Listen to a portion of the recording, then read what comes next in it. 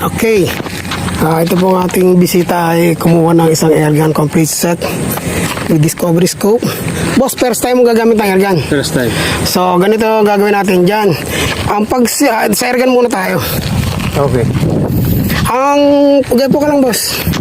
Hihilain mo to. Ito yung kasaan niya. Okay. Hihilain mo. Tapos, hihilain mo pag ganito.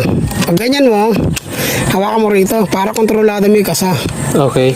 Ngayon, ang kailangan dyan, pag ikinasa mo yan, loading doon ng bala, nilagyan mo na kunyari, hala pa laman na.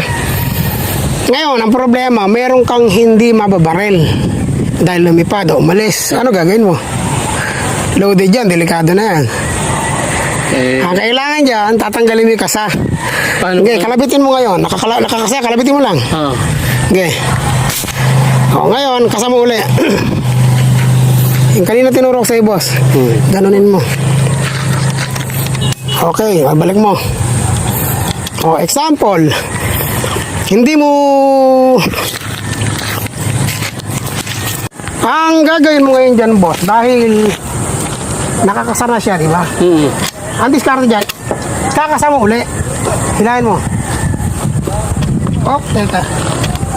Ayan, pag hinila mo ganyan, boss, sample, bigayin mo ng konti rin pa ganon, sabay kalabitin mo baril. Hindi, ito gagamitin mo. Oo. Ngayon, kalabit mo na. Ayan, kalabitin mo ulit. Okay. Wala na sa kasa. Wala na. Ngayon, pag babaril ka na lang ulit, saka may kakasa ulit. Ngayon, try mo. Kasama mo. Dito, pag gano'n lang. Dito, pag gano'n mo to. Ganyan. Ito, dali na lagay mo rito. Kontrolado, tuka kasi yan eh.